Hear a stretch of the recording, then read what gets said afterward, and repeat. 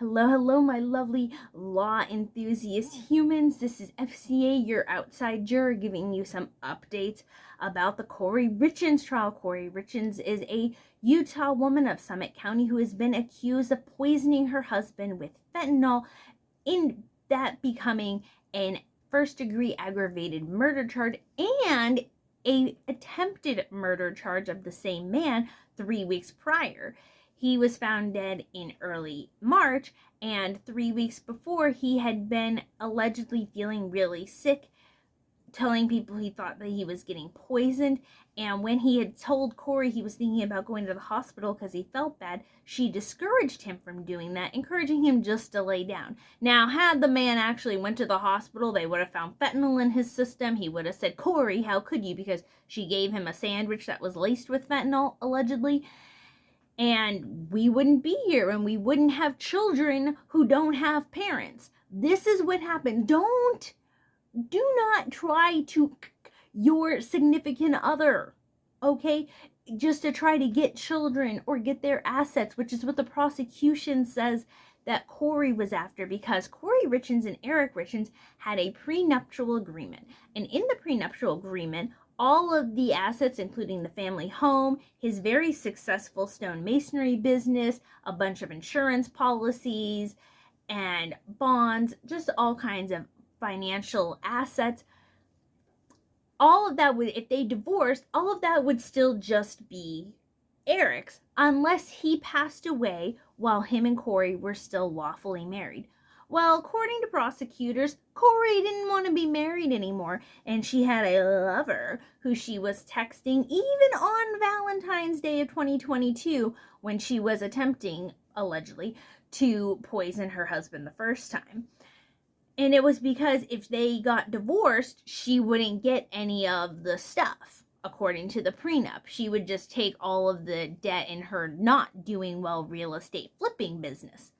Not saying it was completely unsuccessful, but it definitely was not doing as well as Eric. And through the course of their marriage, her debts continued to pile up, allegedly into the millions of dollars. She has an entirely separate set of blue-collar crimes that she is being charged with too, but they're doing the murder case first, and then in a completely separate, they're going to only be able, they being the prosecutors, be able to tangentially touch on the financial crimes as motive, but they're not going to be able to go into a bunch of debt, doing the complete opposite of what the prosecution did in the Alex Murdaugh trial, where they just dumped the whole laundry basket of everything on the jurors' laps. The prosecutor, Bloodworth, yeah, that's his name, Mr. Bloodworth, is the lawyer for the government. I'm just saying there are certain professions which it's either like a gold mine of a name, or maybe you should consider like changing it, using an alternate. Anywho, the financial crimes she had been accused with about last year, and she was given 26 new felony charges, including multiple counts of money laundering, forgery, writing bad checks. How can you, and knowingly writing bad checks? So, according to the prosecutors, Kouri Richins wanted out of this marriage. She wanted to be with her, as they put it, paramour, her lover, and that in order to be with him and get all the money from Eric that she wanted, she couldn't divorce him, so she went with murder. And she chose fentanyl. She talked to one of her workers named CL, who actually turned to the FBI and the investigators, and they were like, she's like, "I'll tell you whatever you need to know about drugs. Please don't pin a murder charge on me." You do not want to be affiliated with a murder charge. Much more serious, much more intense. Accessory to murder, anything else. You just don't want to be a part of it. And most people know that. And that's how feds, investigators, and law enforcement usually get information. Because they're like, do you want to be an accessory to murder? Or do you maybe want like some minor jail time for having some illicit drugs? Illicit drugs every time. Let's go. And CL had been contacted by Kouri, allegedly, although these text messages have been released, that she was like, I want the Michael Jackson stuff. I need back, my client has back pain and asked me to get stuff for them, which we've already discussed is very sus and okay, Kouri. But CL contacted somebody that she knew a guy, got the fentanyl, dropped it off at a drop-off point where Kouri got it from, which was one of the houses that was being worked on, not being worked on, something. And then when February 14th, Eric Richins lives, and then a couple days later, Kouri's texting CL again, I need stronger fentanyl. But the defense team has said that the key witness, the person who had supplied the drugs to CL to begin with, completely recanted his story. He did not. He said that he did not remember calling fentanyl blue, which was like a code word thing, in early 2022, and that he doesn't recall that he says, I wasn't selling fentanyl until late 2022, not early 2022. And so the defense is like, see, we need Kouri released, we need this whole thing dismissed, because the person who has been pointed as the supplier said that he didn't have that supply. So if he didn't give fentanyl, he didn't have fentanyl. That means that she didn't get fentanyl, which means that she didn't kill him with fentanyl, even though Eric Richins' body upon autopsy was found to have more than 3 times the lethal dose of fentanyl in his system, supposedly given to him during a drink. And she's like, well, maybe he did it to himself through his gummies. Maybe he uses THC gummies. Maybe they were laced with fentanyl. None of the gummies that had been tested in the home had any traces of fentanyl. And that's the funny thing about somebody who would OD either accidentally, well, I mean, they're all accidental. Nobody intends to actually pass away from getting hit, from taking a hit. But when they do, the drug is usually around them, because if you pass away from ODing to yourself, you don't have the ability to clean it up afterwards. And guess who was found with no drink, no anything around him? An unconscious, no longer with us, Eric Richins. Her new defense team has been trying really hard to get her to get a change of venue, especially after Brian Kohlberger got a change of venue, which ended up being a nothing burger at the end of it all. But they're like, she's too popular. Kouri is too well known. The Richins are too well known in the Summit County community for her to get a fair trial. And they wanted it moved to Salt Lake City. This has been denied multiple times. Well, then her defense team went and got an interview, and we're like, it's too tainted. You know, actively tainting the jury pool to try to get what they want. Allegedly. But it didn't work, and Summit County continues to be the venue for her trial. And the judge was like, here's what we'll do. At the beginning of February, we'll give out thousands of questionnaires. And if anybody has heard of the case or whatever, all the usual things that will get you yeeted from a jury. Like, I would never be able to be on the jury, okay? Because I'm looking up everything on the docket. I want everything I can watch, read, whatever. Like, I'm not allowed on there. But somebody who just kind of was like, oh, I think I heard that on the news. I heard something about that on the news. That person can still get an open mind. They haven't made a decision one way or the other. They're not knee deep, or in my case, waist deep in the trial goings on. But the judge was willing to go above and beyond. He was like, if they've ever even heard of it in passing, we'll yeet them from the potential jurors pool. And after all that was said and done entirely, they ended up with 200 people. The defense team said various nitpicking things, and we only have 70 people. That's not enough. We got to go to Salt Lake City. Summit County's just not doing it. 70 potential jurors, not good enough. They only need 8 and 2 to 3 alternates. I know everyone's going to be like, 12, you mean 12? It depends on the jurisdiction, but it's 8 to 12, and then a handful, and then, like I said, 2 or 3 alternates. just depending on how long the trial intends to be. This trial is intending to go from February 23rd to March 26th, so about 1 month, 3 weeks. And so it's going to be 8 seated jurors and then 2 or 3 alternates, just in case something happens to one of the other jurors. And so if you only need, let's say, if we say just 12 people total, if you just need 12 people including alternates, if you have 70 that meet the threshold, that's way more than double, triple, whatever the amount of people that you need. You have plenty of potential jurors.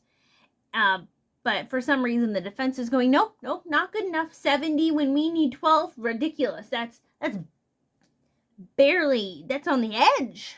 We don't need to be on the edge. We need to have a good ledge, not edge, ledge. But the other thing that has been coming out is that the defense has accused the prosecution of not only not releasing information, holding stuff back, private investigators and discovery issues that weren't turned over, but they also have, the defense team has allegedly leaked 2 exhibits that were sealed. Now, there is a chance that they didn't seal them until after they released them, which if they're already released to a media form, they literally released them to KUTV. And that's because KUTV cites them as their source. So I will link that and we will look at the exhibits that they brought up. So we're going to start with Exhibit A, which is all the way over here. And from these are text messages. The defense says that 2 witnesses reached out to them and said that law enforcement and the prosecution's office were harassing and threatening the witnesses. And the prosecution was like, no, we're not. But these exhibits are the proof that the defense says proves that there's harassment going on, and that they tried to get every text message and interaction that happened between anyone in the prosecution and law enforcement released over to them. That's not going to happen. They're really trying to, they're like, oh, we like this from the Kohlberger case, and look, they released all the text messages from Proctor in the Karen Reed trial. We want that too. And Judge M is just having none of it. So back to these exhibits. Exhibit A. So I'm going to be reading them off of another screen, and I will put it up for you to read along with me. Okay? Okay. So we're going to start with, let's move this a little closer to Exhibit A. And these are out of order, by the way that they are in the thing. I will put the original below, but I have cropped them so that they are in order, because if you see in the first one, it actually says 2:16 as the timestamp, but the ones at the bottom say 2:13. So I'm trying to clip them in order. So this says, at your request, I really need to set up a meeting with you. This is from, so the person who is texting in the dark colors is law enforcement. This is a detective. And then the blue is the receiver, being one of the witnesses. Prep with the prosecutors. You are welcome to do it over Zoom, FaceTime, whatever. We just need to get you set up. Please respond. You can ask me whatever you'd like to ask me over text message. I do not want to be prepped. I do not want to be paid. Whatever you'd like to speak to me about, you can send it through message, not through county sheriffs. You guys are some blood-sucking, unfeeling people. So go ahead. What? Are called so we can prep you. The next time it'll be on your door like that. Okay, gotta go down here. Answer our calls so that we can prep you on what will be asked. Otherwise, next time I knock on your door, I'll have a warrant and a catch pole for the dog. I don't need to be prepped. Give me the time and date and I will be there. It's on your subpoena. Is there a more an exact date, or do I need to be there February 23rd through March 26th? We could have discussed that if you replied, but since you don't want to, you can just plan on showing up every day at 8. I would like it over text message so that I have exactly what you say in writing. Crazy. Then if we come up here, It says, I know you think you have nothing to do with this case, but here are the facts. You are a material witness in a murder case. You have received a subpoena to appear in court as a witness. If you fail to do so, the judge will issue a warrant for your arrest. You will then have to sit in a holding cell until you need to testify. So make your life easier and answer our call so we can prep you on what you will be asked. Otherwise, the next time I knock on your door, I'll have a catch poll, a warrant, and a catch poll. I don't need to be prepped. So that is the first thing. So how do you read this? Because this can go both ways for me. So first of all, this could be read as the sheriff saying, dude, you're going to get in trouble. Just do what we ask you to do. Like, we just need to go over stuff with you. Now, why can't they do it over text message? You might want to know, like, this person, it doesn't seem unreasonable. Like, yeah, I want what you say in text message. However, there's probably protocols and policies that don't let them do that. You don't know for sure who's on the other side of the screen. Now, based on the message, it's really unlikely that it's not the witness themselves talking, but you don't know for sure. So you have to have somebody in person or over the phone that way you can confirm, was this you? That way if something goes awry, they can't be like, oh, I didn't type that. Exact date, like what day do I need to be there to testify? Because they don't want to just sit there all day and then not get called, which is understandable. However, they don't know. They can't tell you an exact date because there might be delays, there might be issues. It's winter in Utah. They get snow. So the people might be like, hey, I can't get out if they get a lot of snowfall. If something gets delayed, like if the law enforcement officer who was going to bring in some of the evidence or whatever, they don't know how long cross-examination is going to take. If something happens at the courthouse where they don't get started, whatever, they can't guarantee, oh yeah, on, I don't know, Wednesday the 28th, you're going to be able to be in there. They don't know. So they can't give you an exact date. They might have been able to narrow it down because, again, we don't know who's after these people. They don't want everybody and their sister knowing where they're allowed to park, who they're contacting.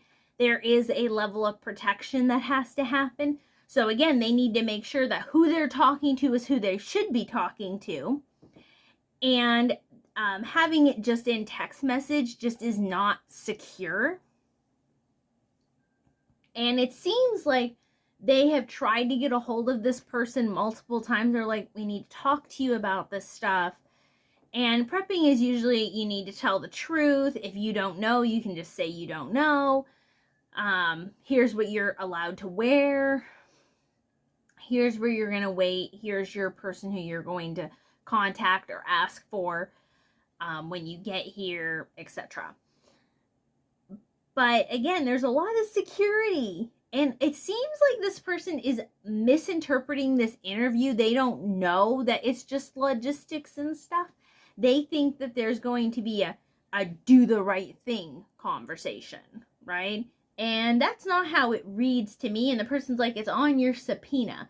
And they're like, listen, I'll show up. Just tell me the time. It's like, well, we could have narrowed it down, but since you're being such a problem, which I think is a little snippy. I think the sheriff's being a little snippy. Like, you know what? If you would have answered the phone call, I would have been willing to tell you that. But right now, just show up every day at 8 and we'll see what happens. You wanted to waste my life not calling me? You get to waste your life just waiting for your turn whenever that may be in the whole month. Now here's Exhibit B, and I'm just going to read these ones in order as they show up on the screen because it seems like they were sent roughly in order. I'm not sure. But anyway, it says, Travis Detective. So this is from the detective. Hey Travis, I've already given a statement, and I'm not interested in talking about this any further. I understand your position and acknowledge that you have previously provided a statement. However, I want to clarify that the immunity granted by the prosecution remains conditional upon continued cooperation. Declining to participate further may place that immunity at risk. Accordingly, your cooperation is still required. Please give me a day and time you can stop by the sheriff's office so I can discuss the issues at hand.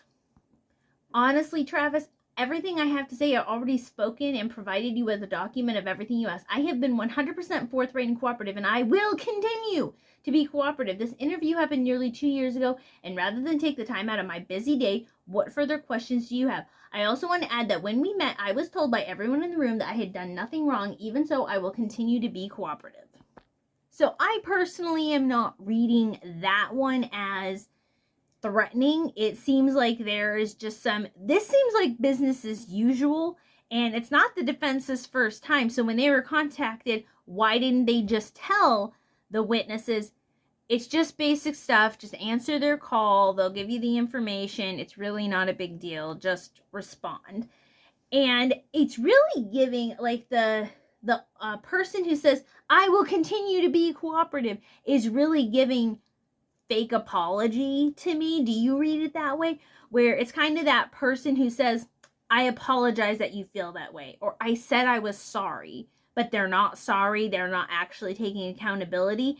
And that's what I'm getting from this. It's like, you can say, I am cooperative, I will continue to be cooperative. You're saying that in writing, but you're not doing the actions that are cooperative, which is answering law enforcement. When the sheriff says, hey, I need you to stop by so we can talk about this case, that a murder, high profile case that you're involved with, which is what he did tell him. He was like, listen, you want to act like you're on the outside of this, but you're a prime witness. And again, this is giving the friend who isn't threatening you, they're just kind of going, dude, you're going to get in trouble. That's how I read this, is the sheriff going, you're going to get in trouble, you're going to lose your immunity because you're not being cooperative. Just saying, I'm cooperating, but then not actually cooperating is not cooperating. And he's trying to warn him, like, you're going to get in trouble and lose the immunity if you don't act cooperatively. Just saying I'm being cooperative is not doing it. Just like saying, I'm sorry you feel that way isn't an apology. And also for the other person who said the thing about the dog, where the person said, the law enforcement had said, the investigator had said, I'm gonna bring a catch pole for your dog. Did that person say something like, because they said they knocked on their door and didn't answer, did they say that they were gonna sick their dog on them? Because that's a reason for that. I don't think that I think this is just them trying to cover their bases. There's sensitive information. They can't confirm who is actually talking on the other side of the screen. Or do you read this as a threat? Law enforcement, for really good reasons that we keep seeing over and over, are not trustworthy. So are these people going to trust law enforcement? Hey, come in. We know you already talked to us, but we have some more things to say. We need to make sure that you're going to say the right thing. And is there actual protocol? Like, I don't know. I threw that out there as an option, but if they're able to text all of this other stuff, why, if they do actually have any further questions, that means that whatever that person answers, they'll have in text message form too. Be like, well, in the text message, they said this, and then on the stand, they're trying to say it like that, or whatever. And maybe this person is just trying to say, I am being cooperative, but I already told you everything. If you have anything else, you can ask me right now. I just don't want to have to go all the way out of my way. We don't know how far away the sheriff's station and police station is. From me, it's quite a distance. So maybe for them, it's quite a distance too. Summit County seems to be pretty big. So if they're like, I don't want to go all the way to the other side of town for you to ask me like 3 questions, just ask them here. Just tell me whatever you need to tell me right now. Can we just do this over the phone if you don't want it in text message? The person says that maybe they're afraid that if they say they say more than what they'll have to, they'll lose their immunity. Like, oh, we got what we needed from you. Your immunity is now gone. Bye. Maybe they're worried about that. Wanting stuff in writing, again, not a terrible thing. Often that's where, like, in workplaces, it's like, if it's not in writing, you can't trust it. So it's like, just text it to me. That way we can make sure that whatever you're saying to me stays consistent too. And maybe the person just really loves their dog, and the sheriff kind of recognizes this and is now using that as a threat. Like, listen, come to my office, take my calls, or I'm not only going to arrest you, but I'm going to take your dog too. So maybe you should just listen. And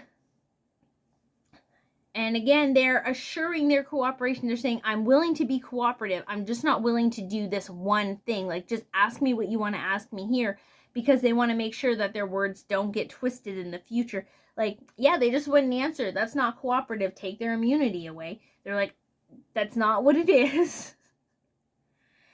And it's very much, just tell me now. Just tell me now. If it's so important, if timing is so important, just text it to me right now. So then they go to the defense and go, listen, I've told them everything. I don't have anything more for them. And they keep on calling. We don't know how often the sheriff's office and detective were trying to get a hold of these people. So maybe it really was just a constant, like, morning, noon, and night, constant calls, knocking on the door. Like, leave me alone. You have my statement. I will say anything else in court. Go away. And is that a tactic that law enforcement is trying? They're trying to be harassing and annoying to get further, even if false information. It's not unheard of for law enforcement to leave somebody, to bother them, to make them stew so that they can get information out of them. There have been lots of cases of false confessions just because the person can't take it anymore. And they're like, see, we knew this person was guilty, and they're not. So tell me how you think of this. Her case starts 8 a.m. on February 23rd, which is a Monday.